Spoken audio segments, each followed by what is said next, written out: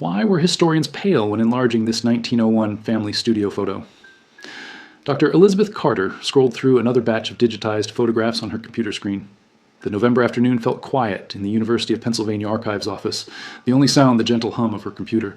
As a historian specializing in early 20th century immigration, she had examined thousands of similar images, formal studio portraits of immigrant families, carefully posed and stiffly dignified.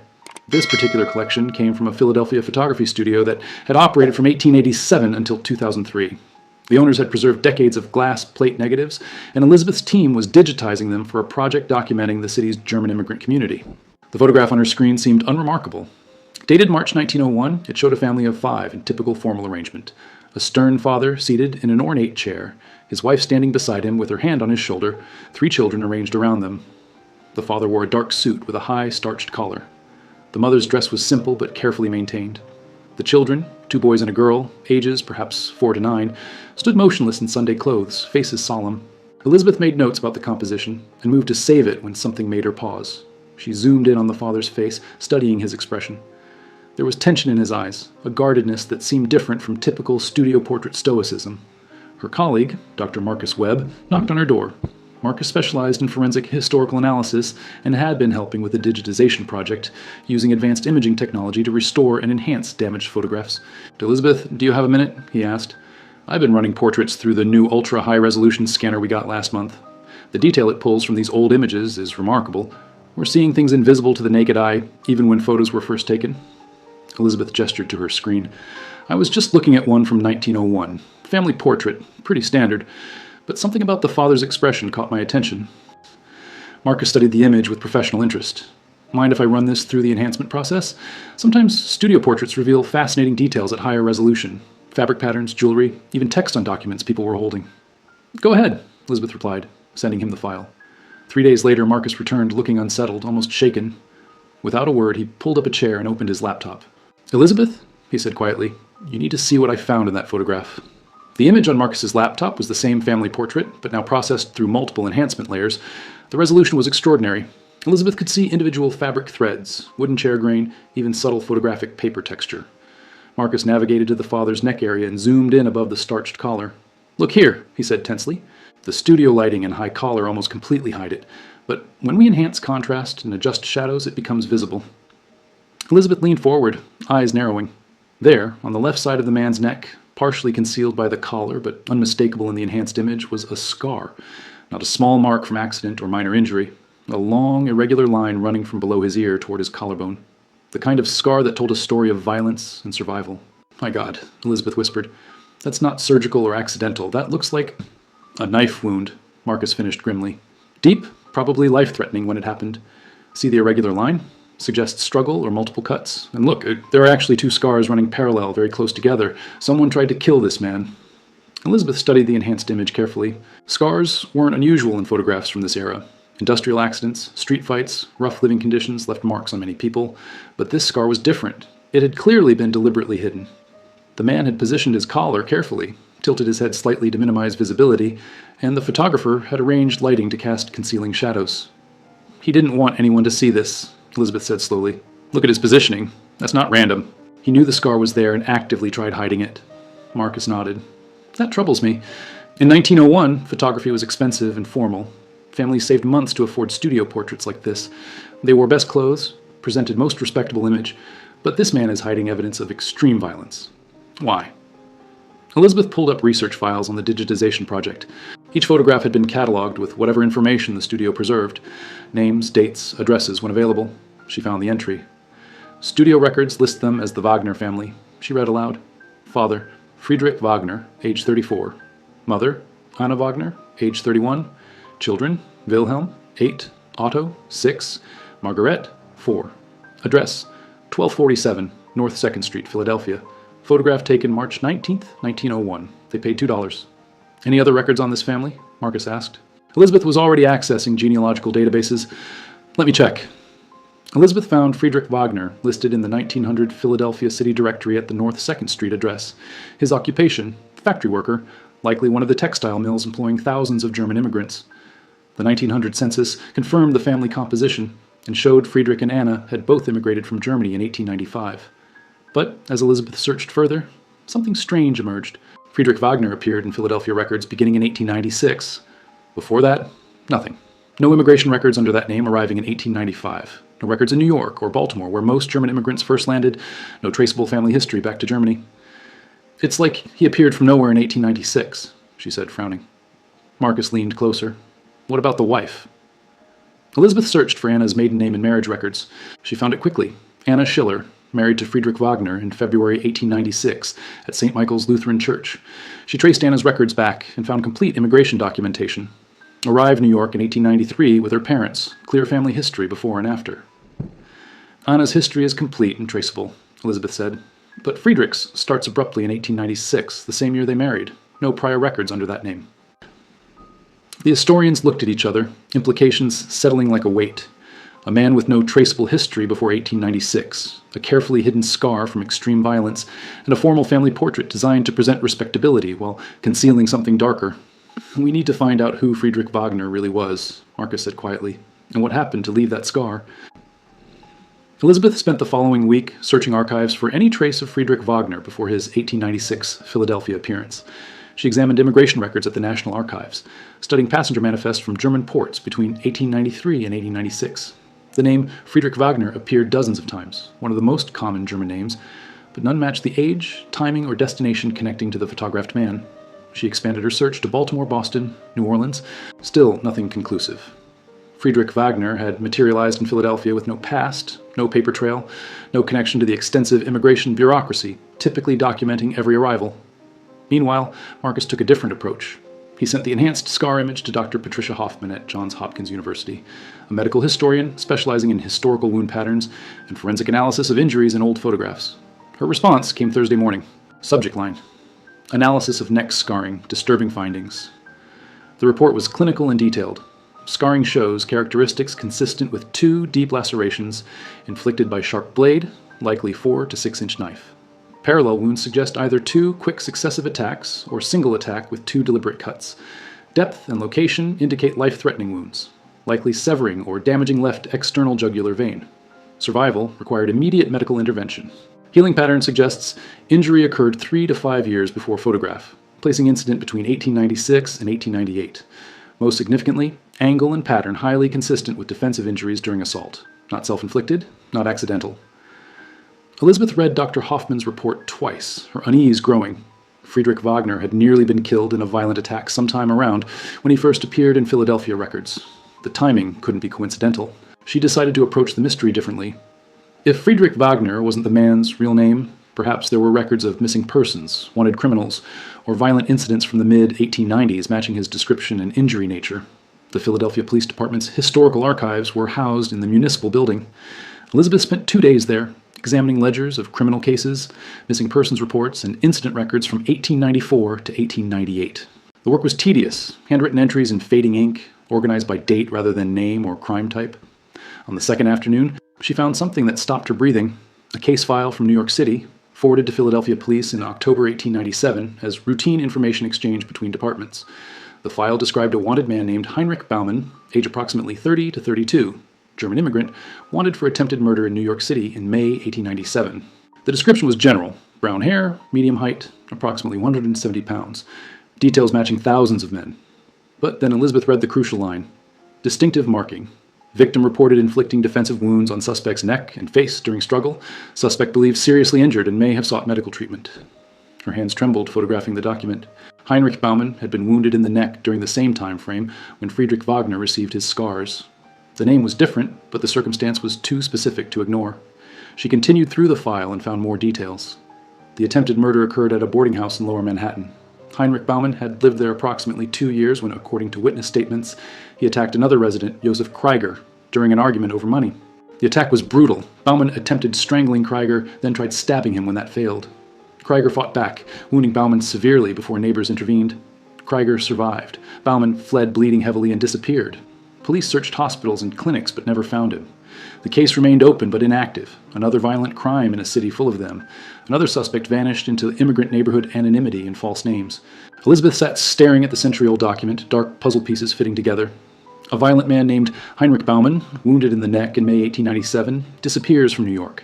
Months later, a man named Friedrich Wagner appears in Philadelphia with no prior history, marries quickly, starts a family, and hides a neck scar in every photograph. It seemed almost impossible, but the evidence was there, waiting for confirmation. Elizabeth returned to the university and shared her findings with Marcus. They spread documents across her desk: the enhanced photograph, Dr. Hoffman's analysis, the New York police file, Philadelphia city records, and began cross-referencing every detail. If Friedrich Wagner is actually Heinrich Baumann, Marcus said thoughtfully, then he changed identity sometime between May and late 1897, moved to Philadelphia, and built an entirely new life. But why Philadelphia specifically? Elizabeth had been considering the same question. Philadelphia was close enough to reach quickly if injured and desperate, but far enough he wouldn't encounter anyone who knew him. The German immigrant community here was large and insular.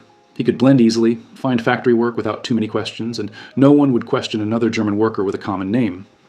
She pulled up the 1896 marriage record again. Look, he married Anna just 9 months after disappearing from New York. That's remarkably fast. Most immigrant men waited years to marry, saving money and establishing themselves first. But Baumann needed legitimacy, needed to look settled and respectable quickly. Marcus nodded slowly. And Anna? Do you think she knew? It was the troubling question. Elizabeth looked at the family photograph, studying Anna's face, the hand resting on her husband's shoulder, the careful expression, 3 children standing around them. Did this woman know she had married a wanted man? Or had she been deceived like everyone else? I don't know, Elizabeth admitted. But we need to find what happened to this family. The photograph was taken March 1901, 4 years after Baumann fled New York. Did he live peacefully under his false identity? Or did his past catch up? She traced the Wagner family forward from 1901 rather than backward. The 1901 directory listed them at the same North 2nd Street address.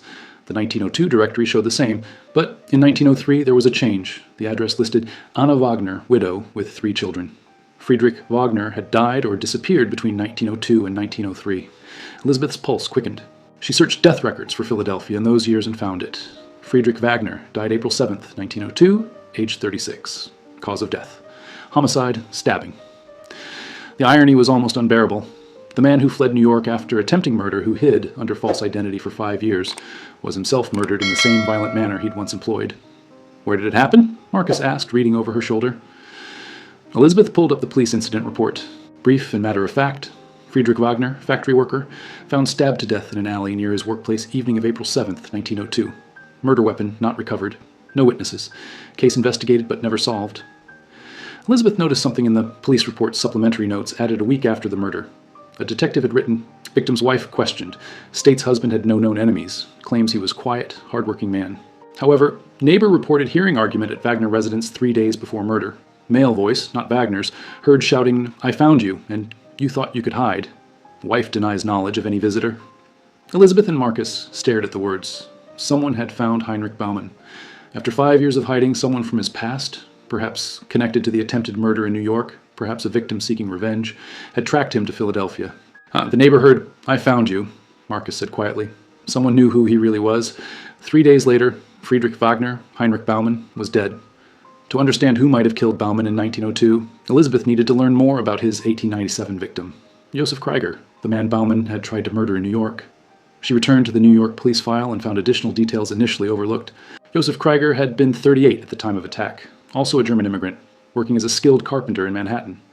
The police report included Krieger's own witness statement, given from his hospital bed 2 days after the assault. His account was chilling in detail. According to Krieger, he and Baumann had lived in the same boarding house approximately 18 months. Baumann had initially seemed friendly enough, quiet and hardworking, employed at a nearby brewery. But over time, Krieger noticed disturbing behaviors. Baumann drank heavily and became aggressive, showed no remorse discussing violence, had a volatile temper erupting without warning. The argument that led to the attack started over trivial matter. Baumann had borrowed $3 from Krieger and refused repayment. When Krieger pressed him, Baumann exploded in rage. The attack was savage and premeditated. Baumann tried strangling Krieger first, and when that failed, pulled a knife. Krieger survived only because he grabbed a glass bottle and struck Baumann across the face and neck, creating the permanent scars. Other boarders heard the struggle and intervened before Baumann could finish. The police statement concluded with Krieger's words, "This man is dangerous. He has no conscience. I fear he will kill someone if not found. I will not rest until justice is done." Elizabeth sat back, absorbing those words. Josef Krieger had vowed not to rest until justice was done. Had he spent 5 years searching for the man who tried killing him? Had he been the one to track Baumann to Philadelphia? She needed to find what happened to Josef Krieger after 1897. Elizabeth searched New York records, city directories, immigration documents, census data. Krieger appeared in the 1898 directory at a different address, recovered from his injuries, and still working as a carpenter. He was listed again in 1899 and 1900. But in 1901, Joseph Krieger's name appeared in the New York directory with a notation that caught Elizabeth's attention. Relocated to Philadelphia. The same year, the same city. He had followed Bauman. Elizabeth's hands trembled as she searched Philadelphia city directories for 1901 and 1902. There it was. Joseph Krieger, carpenter, residing at an address on Germantown Avenue, less than 2 miles from where Friedrich Wagner lived with his family. The timeline became devastatingly clear. Krieger had somehow discovered that Bauman was living in Philadelphia under a false name.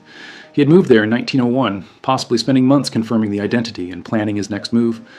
In early April 1902, he had confronted Bauman at his home, the argument the neighbor overheard. 3 days later, Bauman was dead in an alley. Elizabeth found the final piece of evidence in an unexpected place: ship passenger manifests from the port of Philadelphia. In May 1902, 1 month after Friedrich Wagner's murder, Joseph Krieger departed Philadelphia on a vessel bound for Hamburg, Germany. He was returning home, his pursuit complete. He had hunted the man who tried to kill him for 5 years, across state lines and through false identities, and he had taken his revenge. Then he had simply left, disappearing back to Germany where American law couldn't touch him. The Philadelphia police had investigated Wagner's murder, but they had no way of knowing the victim's real identity or the violence history that led to his death. They were looking for random street criminals or robbery gone wrong. They never knew they were dealing with a calculated act of vengeance by a man who had traveled hundreds of miles to settle a blood debt. Elizabeth shared her findings with Marcus, and they sat in silence for a long moment, contemplating the dark symmetry of it all. A violent man who had tried to kill, who had fled and hidden and built a life on lies, ultimately killed by the very man he had victimized. "We can't prove definitively that Krieger killed him," Marcus finally said. "It's circumstantial. The timing, the relocation, the departure. But it's compelling." Elizabeth nodded. "Compelling enough to include in our findings with appropriate caveats.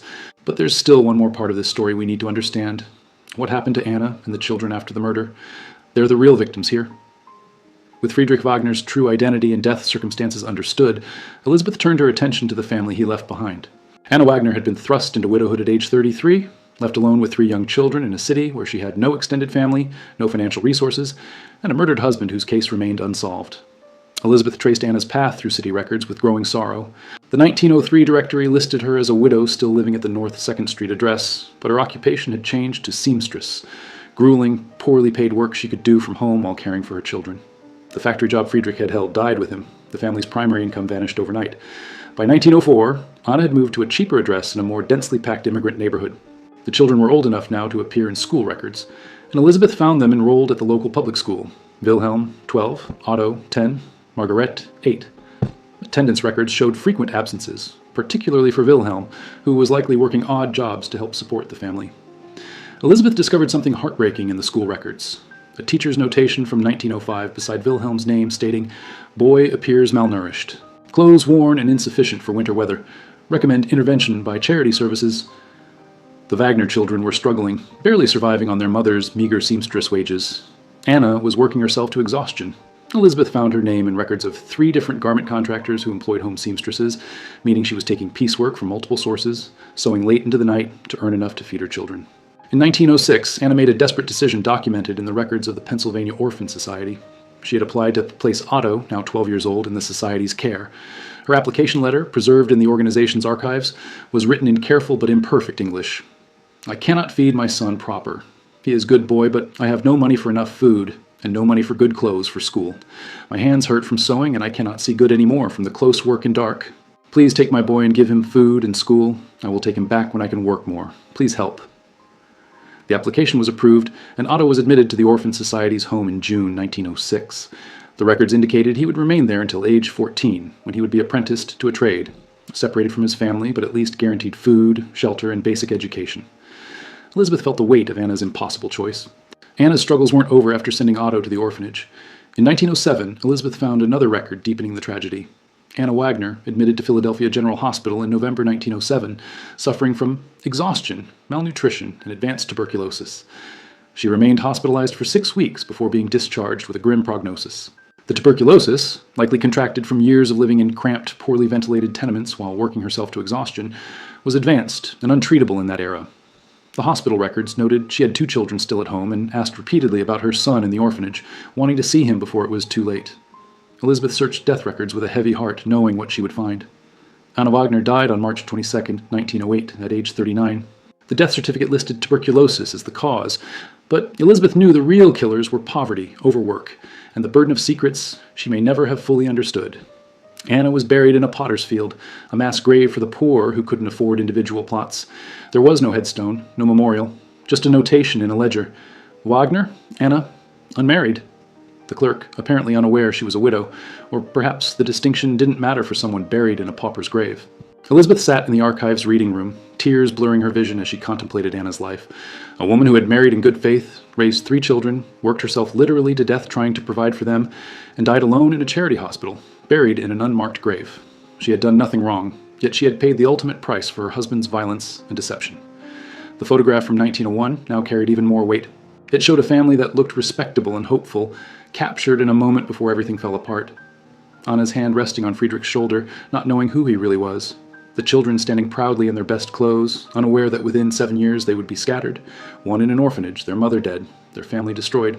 With Anna's tragic death documented, Elizabeth knew she needed to trace what happened to the 3 children, Wilhelm, Otto, and Margaret, who had been orphaned by ages 14, 12, and 10, respectively. She started with Wilhelm, the oldest, who at age 16 had suddenly become responsible for himself and his younger sister after his mother's death. School records showed he had stopped attending classes in early 1908, immediately after Anna died. City directory listings indicated he found work as a factory laborer, likely in one of the textile mills that had employed his father. In 1910, the census recorded Wilhelm, now 18, living in a boarding house and working as a machine operator. There was no mention of his sister Margaret in connection with him. Where had the 10-year-old Margaret gone when her mother died? The answer came from the records of the Catholic Home for Destitute Children, a Philadelphia orphanage run by the Sisters of Charity.